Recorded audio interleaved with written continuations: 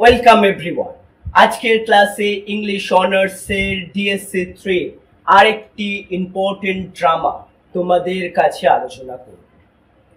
আজকে introduction class, সুতরাং আজকে আলোচনা করব রাইডার্স টু দ্য সি।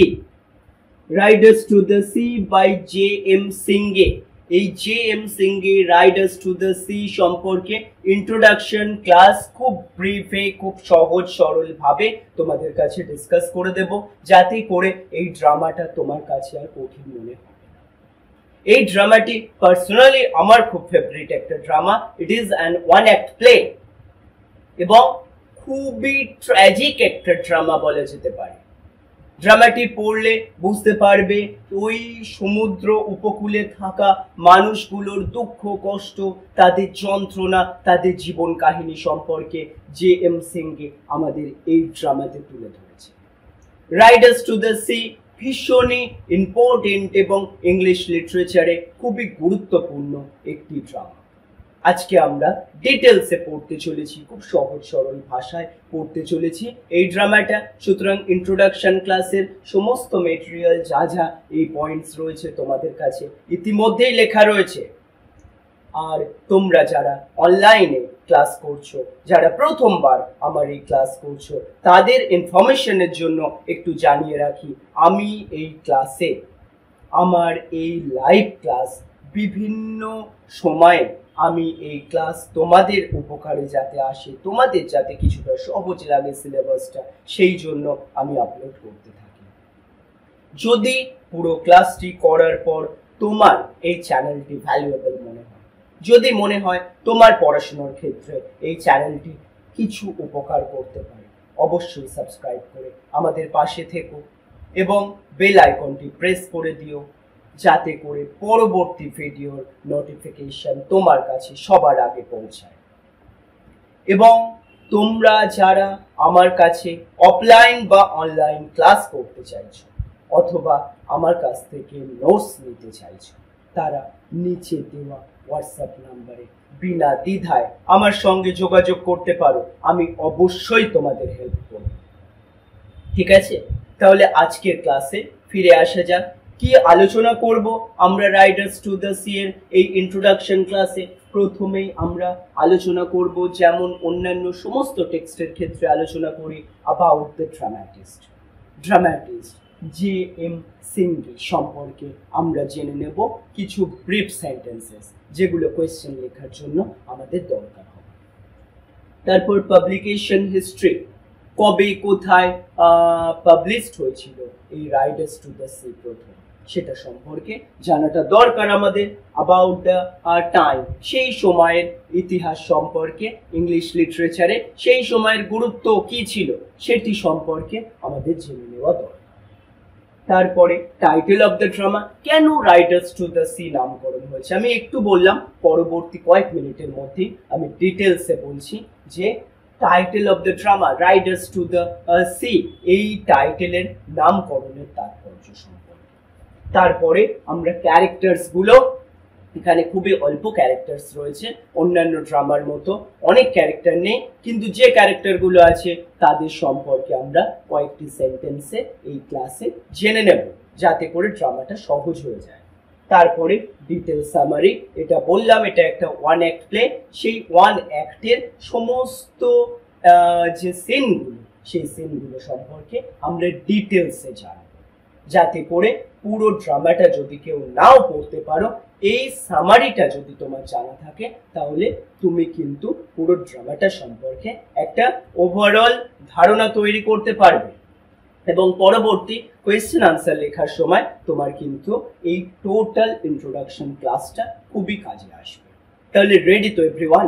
তাহলে সহজে আলোচনা করে নিচ্ছি riders to the sea by J M. Synge, John Milton Synge. About the dramatist সেকশনে আমরা জেনে নেব জে.এম. সিঙ্গে বা জন মিল্টন সিঙ্গে সম্পর্কে কিছু ইম্পর্টেন্ট কথা, যেগুলো জানা আমাদের জন্য খুবই দরকার। দেখো, জে.এম. সিঙ্গে বা জন মিল্টন সিঙ্গে একজন প্রখ্যাত আইরিশ নাট্যকার ইনি একজন আইরিশ নাট্যকার, আয়ারল্যান্ডের নাট্যকার এবং কবি ছিলেন, যিনি তার রচনার জন্য আইরিশ গ্রামীণ জীবনের বাস্তবতা এবং সংগ্রামের জন্য পরিচিত। তিনি 1871 সালে আয়ারল্যান্ডে জন্মগ্রহণ করেন এবং 1909 সালে মৃত্যুবরণ করেন। সিংহের রচনাগুলি তাদের সহজ সরল ভাষা, গভীর মানবিক অনুভূতি এবং সামাজিক বাস্তবতার চিত্রায়নের জন্য বিখ্যাত। তার প্রধান কাজগুলির মধ্যে the playboy of the western world এবং রাইডার্স টু দ্য সি বিশেষ গুরুত্বপূর্ণ। সিংহের কাজগুলি আধুনিক আইরিশ নাটকের একটি গুরুত্বপূর্ণ অংশ এবং তিনি সাহিত্যে একটি নতুন দৃষ্টিভঙ্গির সূচনা করেছিলেন। নেক্সট সেকশনে এবার আমরা দেখে নিচ্ছি publication history of the drama riders to the sea. Publication হিস্ট্রির ক্ষেত্রে রাইডার্স টু দ্য সি প্রথম মঞ্চস্থ হয়েছিল 1904 সালে।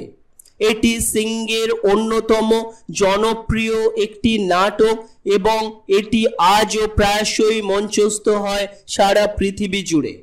নাটকটি আয়ারল্যান্ডের অ্যারান দ্বীপপুঞ্জের একটি ছোট গ্রামে বসবাসকারী একটি মৎস্যজীবী পরিবারের জীবন এবং তাদের সমুদ্রের পথে সম্পর্ক বা সমুদ্রের সঙ্গে তাদের সম্পর্ক নিয়ে লেখা হয়েছে। রাইডার্স টু দ্য সি তার প্রকাশনার পর থেকে সাহিত্য সমালোচকদের দ্বারা প্রশংসিত এবং আধুনিক সাহিত্যের একটি গুরুত্বপূর্ণ নাটক হিসাবে বিবেচিত হয়। নেক্সট সেকশনে আমরা দেখে নেব about the time of Synge and সেই সময়কার কিছু গুরুত্বপূর্ণ বৈশিষ্ট্য। রাইডার্স টু দ্য সি নাটকটি প্রেক্ষাপটটি আয়ারল্যান্ডের অ্যারন দ্বীপপুঞ্জে। এই সময়ের মধ্যে দ্বীপপুঞ্জের মানুষদের জীবন ছিল খুবই কঠিন এবং তাদের জীবিকা নির্বাহের প্রধান উপায় ছিল সমুদ্র। সিংহে তার নাটকে এই সময়ের সামাজিক এবং অর্থনৈতিক বাস্তবতার একটি বাস্তবসম্মত চিত্র তুলে ধরেছেন। নাটকের মধ্যে বা নাটকের গল্পের মধ্যে উল্লেখিত স্থানগুলি এবং ঘটনাগুলি সেই সময়ের আয়ারল্যান্ডের জীবন এবং সংস্কৃতির একটি গুরুত্বপূর্ণ অংশ। বিশেষ কিছু বৈশিষ্ট্যের কথা না বললেই নয়, নাটকের একটি বিশেষ বৈশিষ্ট্য হলো এর সহজ সরল ভাষা এবং গভীর মানবিক অনুভূতির প্রকাশ। সিংহে এই নাটকে তার চরিত্রগুলির মনস্তাত্ত্বিক অবস্থা এবং তাদের অভিজ্ঞতাগুলি সূক্ষ্মভাবে তুলে ধরেছেন। নাটকের প্রতিটি লাইনে সামাজিক, অর্থনৈতিক এবং প্রাকৃতিক প্রতিকূলতার প্রতিফলন দেখা যায়। নেক্সট সেকশনে আমরা জেনে নেব অ্যাবাউট দ্য ক্যারেক্টার্স। কোন কোন চরিত্রগুলো, খুব সহজে আমি তোমাদের চরিত্রের একটা স্ট্রাকচার বলে দিচ্ছি। প্রধান চরিত্র আমাদের এই নাটকের one of the main character Maurya. Maurya হচ্ছে বৃদ্ধ মাতা, মানে এই যে ক্যারেক্টার্সগুলো বা যাদের নিয়ে বলা হবে, যাদের জীবনের ট্র্যাজেডি বলা হবে, তাদের বৃদ্ধা মাতা হচ্ছে মৌরিয়া, যিনি তার পরিবারের সদস্যদের সমুদ্রের কাছে হারিয়েছেন বারবার। তার সাহস এবং দৃঢ়তা গল্পের মূল থিমকে এগিয়ে নিয়ে যায়। পরবর্তী ইম্পর্টেন্ট ক্যারেক্টার হচ্ছে বার্টলে, মৌরিয়ার কনিষ্ঠ পুত্র। তিনি সমুদ্রযাত্রায় নিখোঁজ হন এবং পরবর্তীতে মৃত্যুবরণ করে। তার চরিত্রে আমরা পরিবারের দুঃখ এবং সংগ্রামের এর কথা দেখতে পাব। পরবর্তী ইম্পর্টেন্ট ক্যারেক্টার হচ্ছে ক্যাথরিন, মৌরিয়ার ডটার। তিনি পরিবারের দায়িত্ব পালন করেন এবং তার মায়ের পাশে থাকেন। তার অনুভূতি, সহানুভূতি এবং সহমর্মিতা নাটকের একটি গুরুত্বপূর্ণ দিক গঠন করে। Last but not the least, Nora. Important ক্যারেক্টারের দিক থেকে মৌরিয়ার আর এক কন্যা, যিনি তার ভাইয়ের মৃত্যুর খবর সংগ্রহ করেন এবং তার মায়ের পাশে থাকেন। তার চরিত্রে আমরা পরিবারের প্রতি ভালোবাসা এবং সহানুভূতি দেখতে পাই। এবার আমরা সবথেকে important part summary section. Summary section আমি যতটা সম্ভব ডিটেলসে বলার চেষ্টা করছি যাতে তোমাদের বুঝতে এতটুকুও প্রবলেম না হয়। রাইডার্স টু দ্য সি একটি একাঙ্ক নাটক, ওয়ান অ্যাক্ট প্লে, যা আয়ারল্যান্ডের পশ্চিম উপকূলে অ্যারন দ্বীপে অবস্থিত।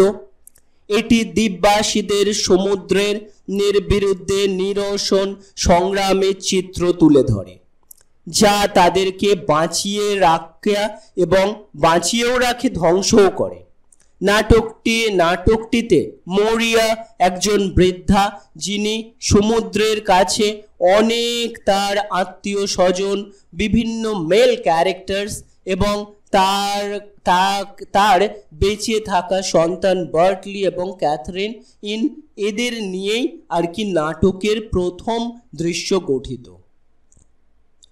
নাটকটি একটি সাধারণ কুঁড়ে ঘরে আর কি ওপেন হয়।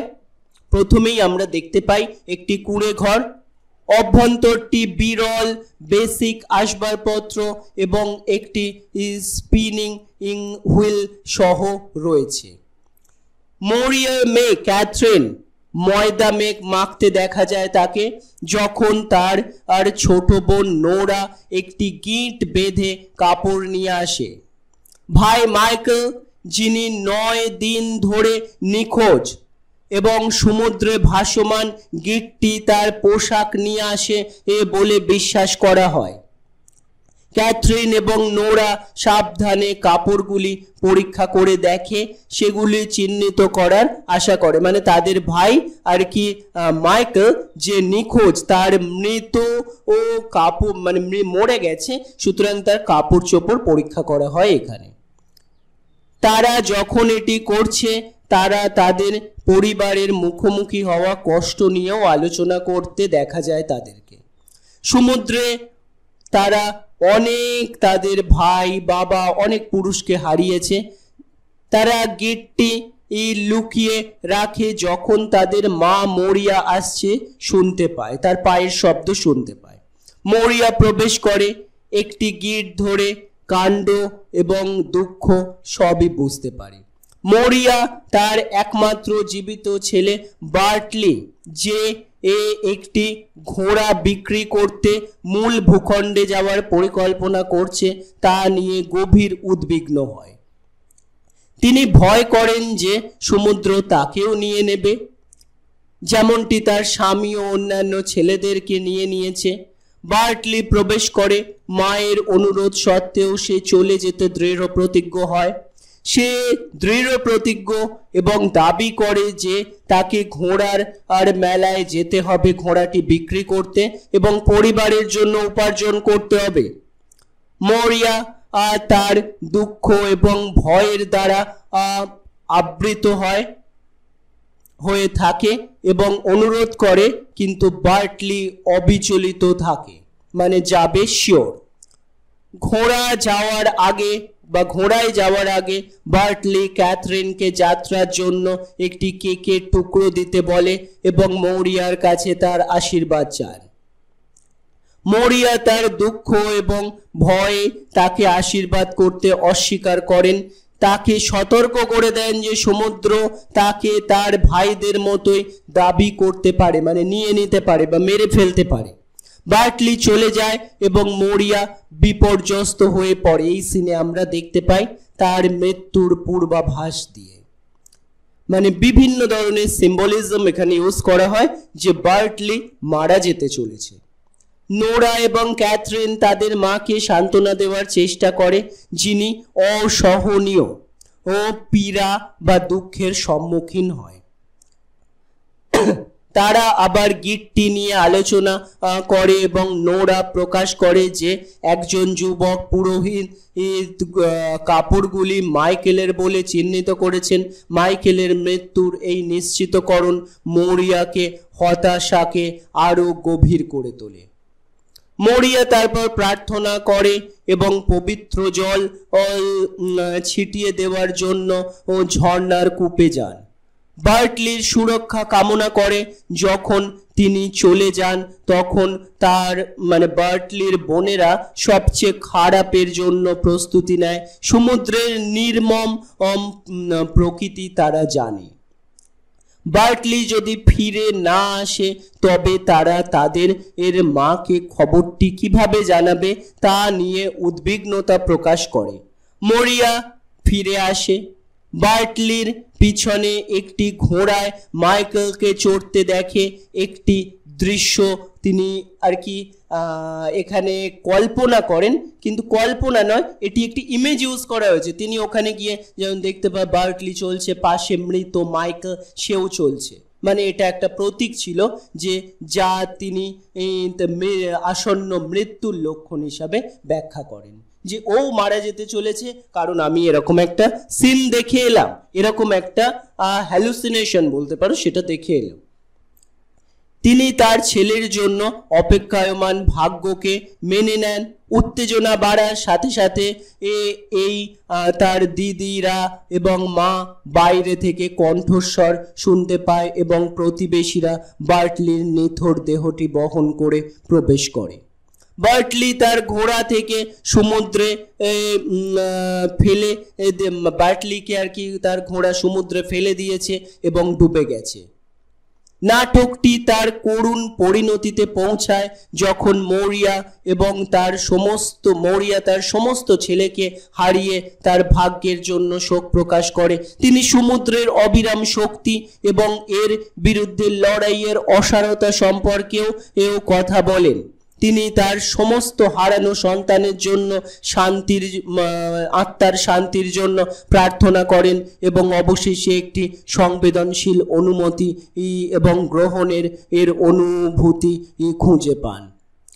নাটকটিতে মরিয়ার মর্মস্পর্শী শব্দের সাথে সমাপ্ত হয় যে সমুদ্র আর তার উপর কোনো দখল নেই, সমুদ্র কিন্তু তার আর কোনো ক্ষতি করতে পারবে না, কারণ এটি তার সমস্ত ছেলেকে নিয়ে গেছে।